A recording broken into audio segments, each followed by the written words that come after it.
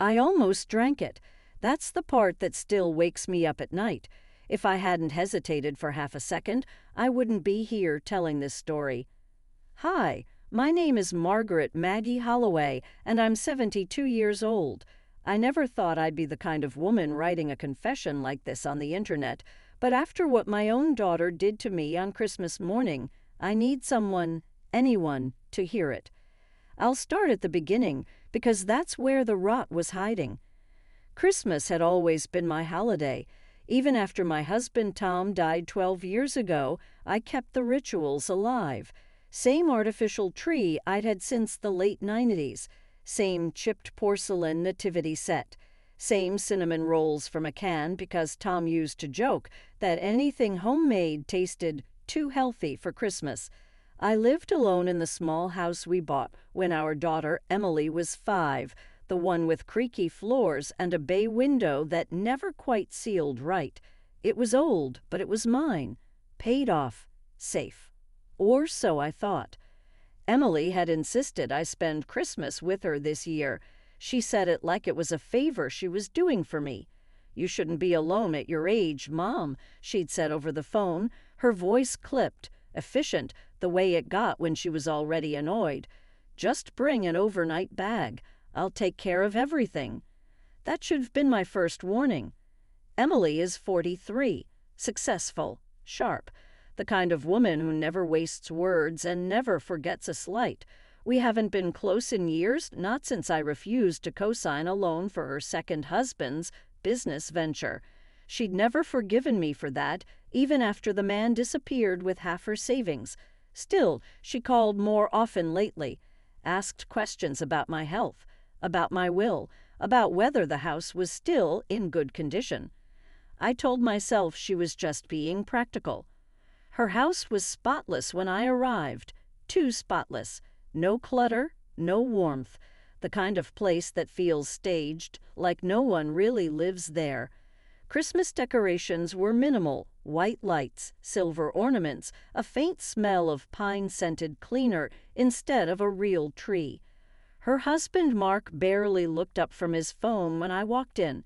He gave me a thin smile and said, "Hey, Maggie," like I was a coworker he tolerated. That night, I didn't sleep well. The guest room mattress was too soft, the air too quiet. I kept replaying little moments from the past few months. Emily asking if I still drove, suggesting I simplify my finances, offering to help manage my bills. I told myself I was being paranoid. Getting old does that to you, or so everyone says. Makes you suspicious, makes you doubt yourself. Christmas morning came cold and gray. Snow dusted the windows, but the house felt sterile, like a dentist's office with tinsel. Emily was already dressed, hair perfect, makeup done. I was still in my robe, shuffling toward the kitchen, when she turned around with a mug in her hand. "Drink this, Mom," she said, holding it out to me. Her smile didn't reach her eyes. It was a plain white cup, no holiday design. Steam curled from the top, carrying the smell of chamomile and something bitter underneath. Medicine has a smell. Anyone who's lived long enough knows that. "What is it?" I asked, my fingers brushing the handle. "Just tea," she said quickly, too quickly. "You didn't sleep well. This will help." I looked at her face, really looked. Her jaw was tight, her shoulders stiff. She wasn't relaxed the way you are when you're doing something kind. She was braced, like she was waiting for resistance. "I'll make my own," I said lightly, pulling my hand back. Her smile flickered, just for a second. Then it hardened. "Don't be difficult," she said. I'd already made it. Something inside me went cold. I laughed, trying to soften the moment. "Since when do you make me tea?" She set the mug down on the counter a little too hard. "Since I'm worried about you, Mom. You forget things. You get confused. You nearly fell last month, remember?" I remembered. I also remembered she hadn't called for 3 weeks after that. "I'm fine," I said, my heart starting to pound. "I'll drink it later." Her eyes locked onto mine. There it was. Not concern. Calculation. Drink it now. The room felt smaller. Mark was suddenly there, leaning against the doorway, arms crossed, watching, not saying a word. I thought of Tom, of how he used to squeeze my hand when something felt off, of how he always told me to trust my instincts, especially when people tried to rush me. I picked up the mug. The ceramic was warm.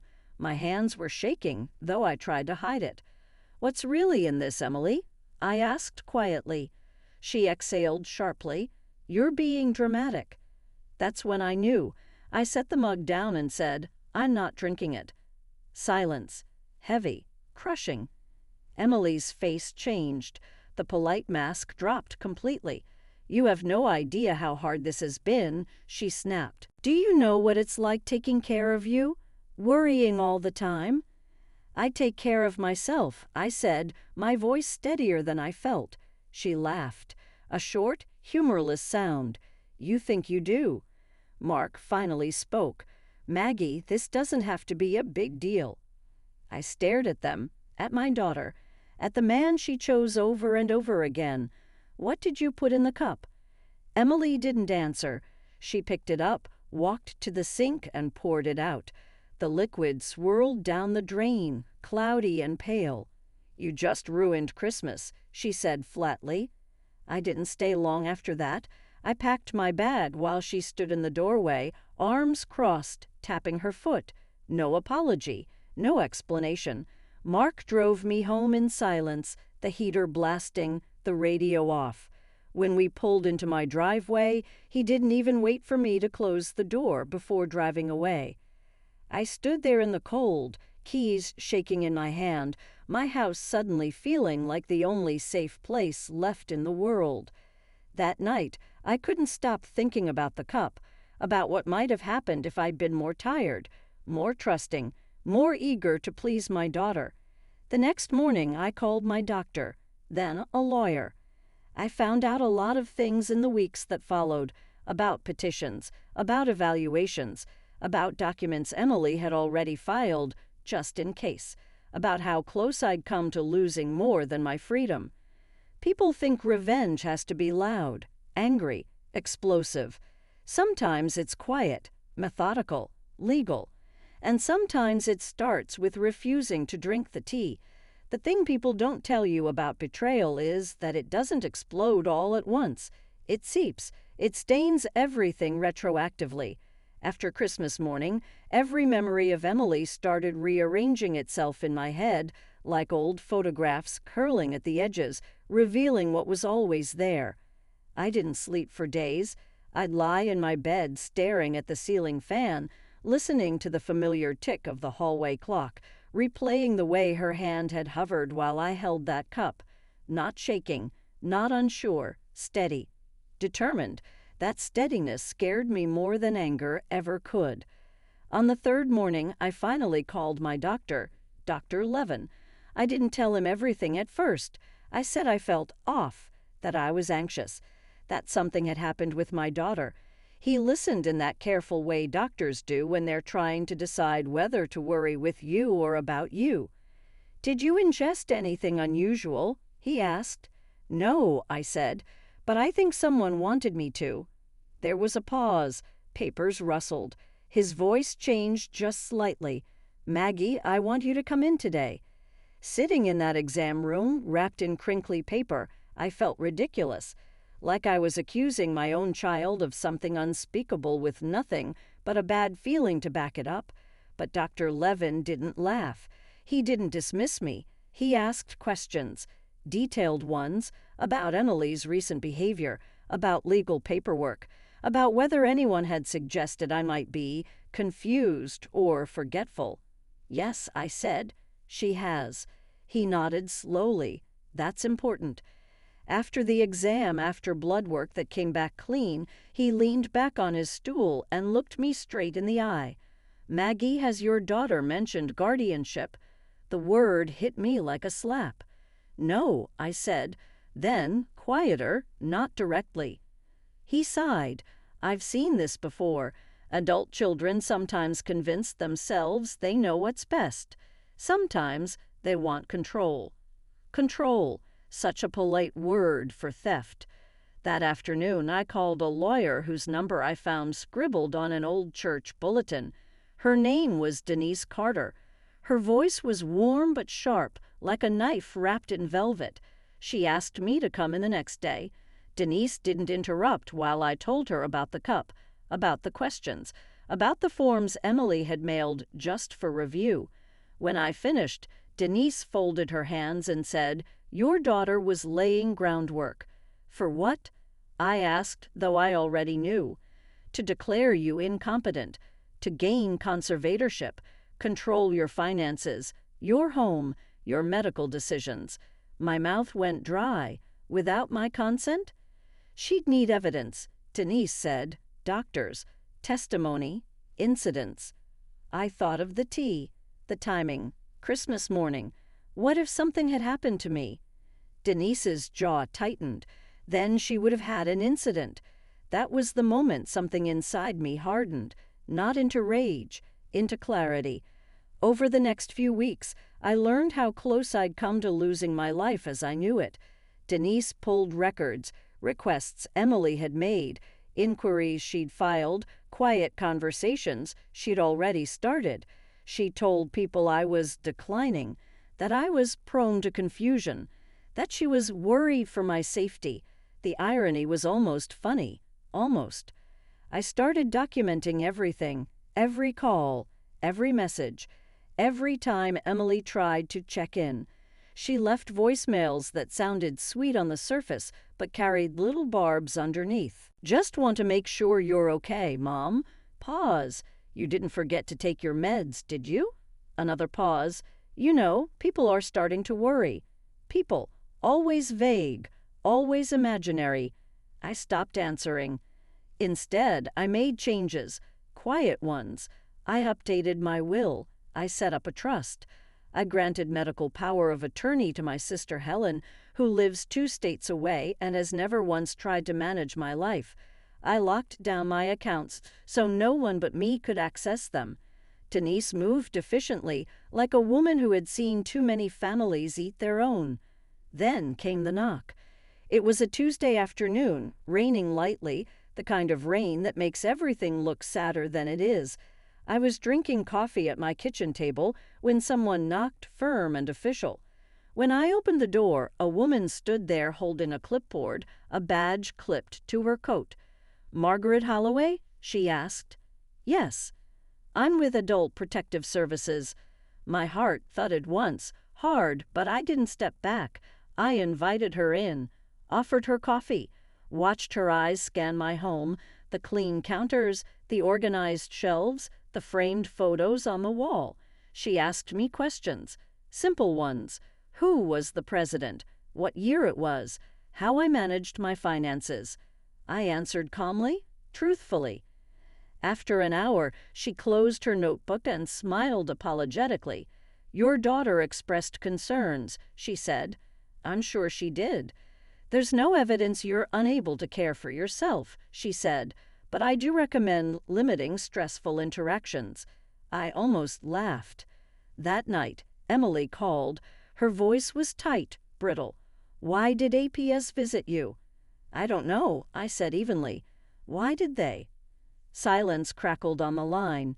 "You're making this very hard," she finally said. "No," I replied. "You are." She hung up. I sat there long after the dial tone faded, realizing something important. Emily wasn't done. People like her never are when control slips through their fingers. And neither was I. Because while she'd been planning quietly, assuming I was weak, I'd been underestimated. And that, I would soon learn, was her biggest mistake. By the time Emily showed up unannounced, I was already expecting her. There's a particular kind of silence that settles in your bones when you know someone is circling you. Not calling, not texting, just waiting. I felt it every morning when I opened my curtains, every night when I double-checked my locks. Emily had gone quiet after that phone call, and quiet had never been her style. She preferred pressure, paper trails, other people doing the dirty work. So when her car pulled into my driveway that Thursday afternoon, I didn't jump. I didn't panic. I just watched from the window as she sat there for a full minute before getting out, smoothing her coat, putting her face back on. She knocked like she owned the place. I opened the door slowly. "Emily." "Mom." She smiled, but her eyes were already scanning behind me, taking inventory. "We need to talk." I stepped aside. "You already are." She walked in without waiting for an invitation, heels clicking against the hardwood floors Tom had refinished himself decades ago. She looked around, lips pursed. "You really should get rid of some of this clutter," she said, gesturing vaguely. "It's not safe." "This clutter," I said calmly, "is my life." She sighed theatrically and sat down at my kitchen table, crossing her legs. "You're being stubborn, and it's making things worse." "For who?" I asked. "For everyone," she snapped. Then she caught herself, softened her tone. "Mom, people are worried about you. APS doesn't just show up for no reason." I leaned against the counter, arms folded. "They showed up because you called them." Her jaw tightened. I did what I had to do. "There it is," I said quietly. She stood abruptly. "You don't understand how bad it looks. You're isolated. You barely talk to anyone. You forget things." "I forget where I put my glasses," I said, "not who I am." "You didn't even remember to drink your tea on Christmas," she shot back. The words landed heavy between us. I held her gaze. I remember exactly why I didn't. Her face flushed. "You're imagining things." "No," I said. "I'm remembering clearly, and so is my lawyer." That stopped her. "Your? What?" "Lawyer," I repeated. "Denise Carter. Very thorough woman. You'd like her. She doesn't like being lied to." Emily laughed, but it sounded hollow. "You got a lawyer?" "Mom, that's ridiculous." "Is it?" I walked to the table and placed a folder down in front of her. She didn't open it, but I saw her fingers twitch, because she found the paperwork you requested, the inquiries you made, the conversations you started. Emily's smile vanished. "You went behind my back," she said coldly. "You went behind mine first." She pushed the folder away. "I was trying to protect you." "By drugging me?" The word tasted bitter in my mouth, but I didn't look away. Her eyes flicked to the door, then back to me. "You can't prove that." "No," I agreed, "but I don't have to." The room felt smaller again, just like it had on Christmas morning. She picked up her purse, pacing now. "You're blowing this out of proportion. Do you have any idea how this makes me look?" There it was, not concern, not guilt, image. "I don't care," I said simply. She stopped pacing. "You should." She leaned in close then, lowering her voice. "Because people believe me. I'm the daughter. You're the old woman who lives alone and refuses help." I felt a flicker of fear then, real fear, because she wasn't wrong about one thing. People did believe her. They always had. She was articulate, polished. I was aging. "I've already talked to my doctor," I said, "and APS, and my attorney. My finances are locked. My will is updated. You're not listed as executor or beneficiary." That did it. Her face twisted, not into anger, but into something uglier. Panic. "You can't do that," she said. "I already did." She slapped her hand on the table. "That house should be mine someday." I looked at her, really looked at the woman I had raised, the child whose scraped knees I'd kissed, the teenager I'd stayed up all night waiting for, and I realized something painful and freeing all at once. She didn't see me as a mother anymore. She saw me as an obstacle. "You're done here," I said. She stared at me, breathing hard. "This isn't over." "I know," I replied, "but it's not going the way you planned." She left without another word, slamming the door so hard the windows rattled. I stood there for a long time afterward, my heart racing, my hands cold. When the adrenaline faded, what replaced it wasn't relief. It was resolve. That night, I got an email from Denise. Emily had filed an emergency petition. She was trying again. And this time, she wasn't alone. By the time the court papers arrived, I had already stopped shaking. That surprised me. I'd expected fear, maybe even tears. Instead, I felt something close to grim calm, the kind that settles in when you finally understand the rules of the game you've been dragged into.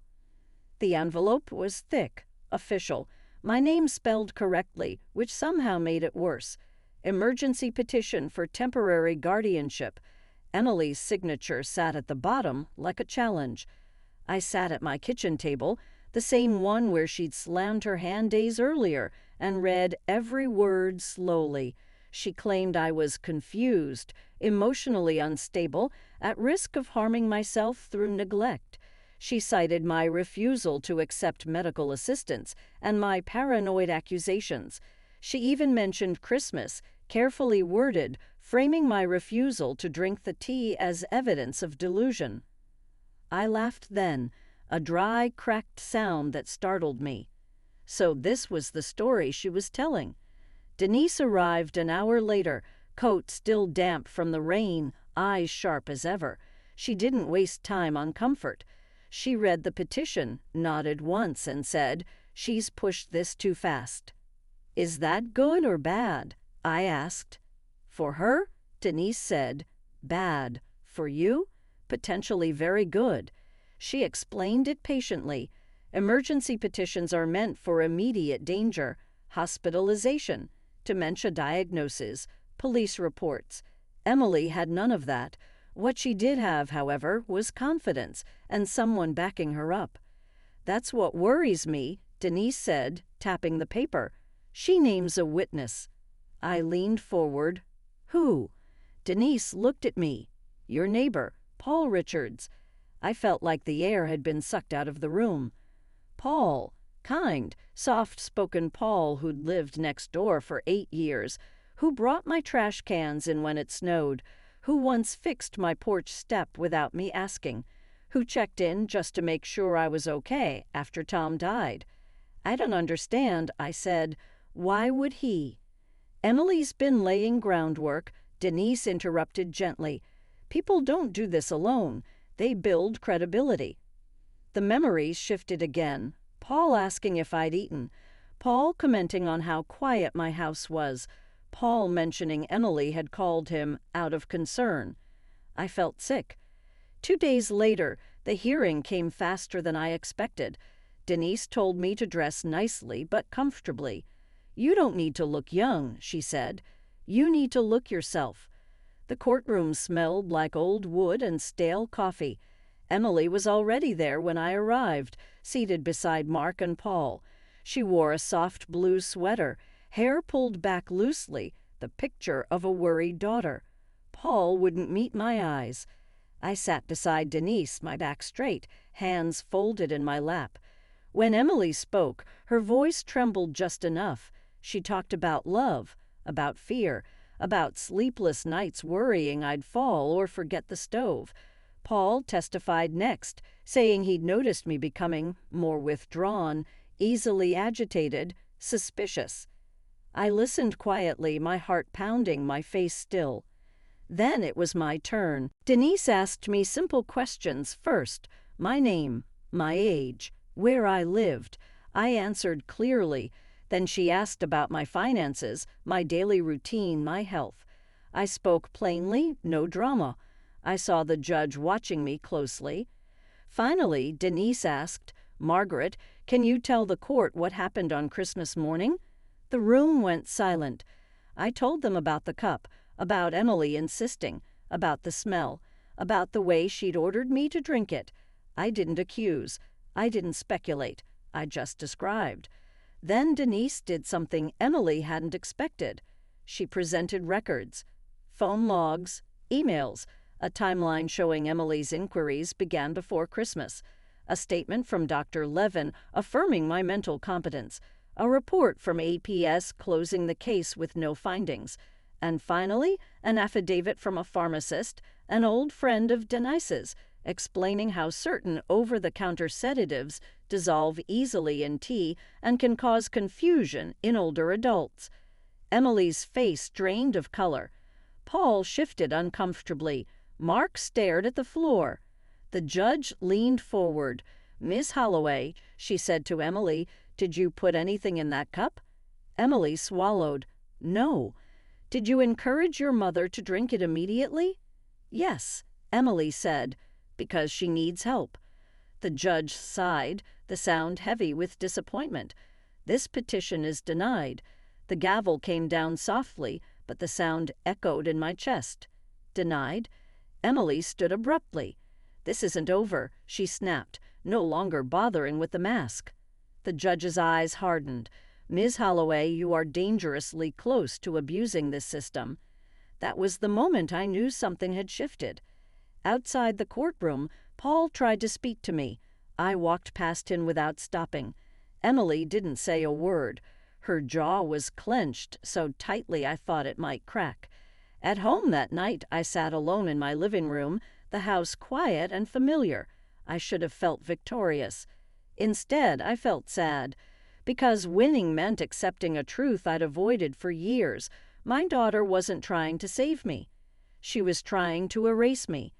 And now that her first real attempt had failed, I knew something else just as clearly. People like Emily don't retreat. They regroup. After the hearing, people started calling. Not to apologize, not to check on me, to probe. Friends from church I hadn't heard from in years suddenly wanted to catch up. A distant cousin messaged me on Facebook asking if everything was okay now. Even Paul left a note in my mailbox, handwritten, shaky, saying he'd only wanted to help and hoped I wasn't angry.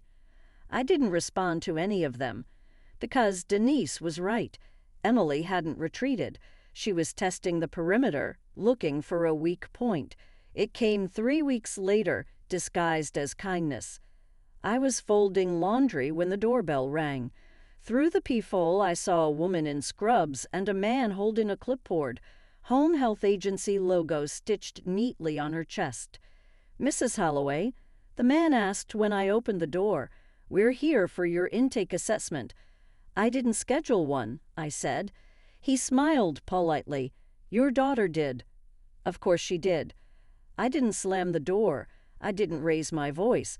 I simply said, "You're trespassing," and closed it gently in their faces. Then I called Denise. "That's harassment now," Denise said, her voice tight with satisfaction. "And she just crossed a line." What Emily didn't know, what she never thought to consider, was that while she was busy trying to prove I was incapable, I'd been quietly documenting her behavior. Dates, names, paper trails, patterns. Denise had turned it into a neat, damning file. "She's escalating," Denise said, "which gives us leverage." Leverage is an ugly word, but it can feel like oxygen when you've been drowning. A week later, Emily made her mistake. She went after the house. I found out through my bank, of all places, a fraud alert. Someone had tried to initiate a property inquiry using my personal information. Not enough to succeed, just enough to flag. Denise didn't hesitate. "We're filing for a restraining order." Against my own daughter. The words tasted strange, but they didn't hurt the way I expected. Not anymore. The hearing was quick. This time, Emily looked different, tired, sharp around the edges. No soft sweaters, no trembling voice. The judge reviewed the evidence and granted it without hesitation. Emily stared at me then, really stared, and for the first time I saw fear. That should have been enough. But revenge, I learned, doesn't always mean punishment. Sometimes it means exposure. I agreed to let Denise contact a journalist she knew. Nothing flashy, no names in headlines, just a quiet piece about elder abuse, about how it doesn't always come from strangers, how it can wear the face of family, how control can masquerade as care. Emily's professional circle read it. Her friends read it. People started asking questions she couldn't answer. She stopped calling after that. Stopped emailing, stopped circling. The silence this time felt different, final. One evening, as I sat by the window watching snow fall, real snow this time, not the artificial kind of Christmas, I felt something loosen in my chest. Grief, maybe, or acceptance. I didn't win a daughter back, but I reclaimed myself. And I understood something important. Survival isn't loud. It doesn't always look heroic. Sometimes it looks like a woman in her 70s refusing a cup of tea, hiring a good lawyer, and choosing herself for the first time in decades. Still, there was one last thing Emily didn't know. One final truth she'd never anticipated. And that's what comes next. The letter arrived on a Monday morning, tucked neatly between a grocery flyer and a church newsletter, like it belonged there. Emily's handwriting was unmistakable, precise, controlled, not a single flourish. For a long moment, I just stared at the envelope, my thumb resting on the edge, feeling the faint tremor in my hand. I hadn't heard from her in months. No calls, no messages, no sudden concern. Silence can be peaceful. Silence can also be the sound of someone deciding what they'll do next. I sat at the kitchen table and opened it slowly. The letter was short. Mom, I'm moving away. I won't be contacting you again. I hope you find whatever it is you're looking for. Emily. No apology, no explanation, no acknowledgement of what she tried to do. Just an exit. I should have felt relief, maybe even triumph. Instead, I felt something quieter and heavier settle in my chest. Finality. A door closing not with a slam, but with a soft, deliberate click. That night, I took out the old photo albums, the real ones, heavy, dusty, smelling faintly of glue and time. I flipped through pictures of Emily at 6, missing teeth and grinning. At 12, arms crossed, already practicing defiance. At 25, wedding dress too tight at the shoulders, eyes sharp even then. I wondered when love turned into entitlement. Or maybe it always had been. A week later, Denise called. There's something you should know, she said. My stomach tightened. What now? Your daughter withdrew her petition permanently, Denise said. Signed affidavits. No future claims. She's legally barred from challenging your capacity again. I closed my eyes. So it's really over. Yes, Denise said. Then she hesitated. There's more. Of course there was. She never told you this, Denise continued, but during discovery, we found an unsigned document. A draft. She planned to move you into assisted living out of state, sell the house, liquidate your assets. The room felt very still. She wasn't trying to help you live, Denise added gently. She was trying to remove you. After we hung up, I walked through my house slowly. I ran my hand along the wall where Tom had marked Emily's height every year. I stood in the doorway of the bedroom where I'd cried myself to sleep after my husband died, believing my daughter would always be my safety net. I laughed softly, not bitterly, just knowingly. The final twist wasn't dramatic. No confrontation, no courtroom speech, no last phone call where she begged forgiveness. It was something much simpler. I changed the locks, not because I was afraid she'd come back, but because I finally understood that protection isn't paranoia when the threat has already shown itself. On Christmas morning the following year, I woke up alone in my own bed. Snow fell outside, thick and quiet. I made coffee instead of tea. I toasted a cinnamon roll and burned it slightly, just the way Tom used to.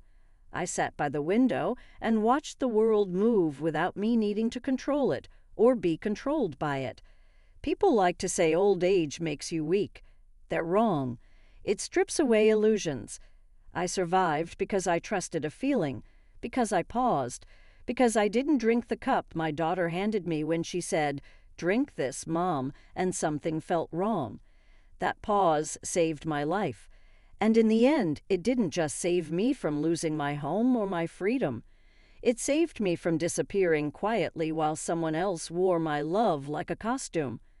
I am Margaret Holloway. I am 72 years old, and I am still here.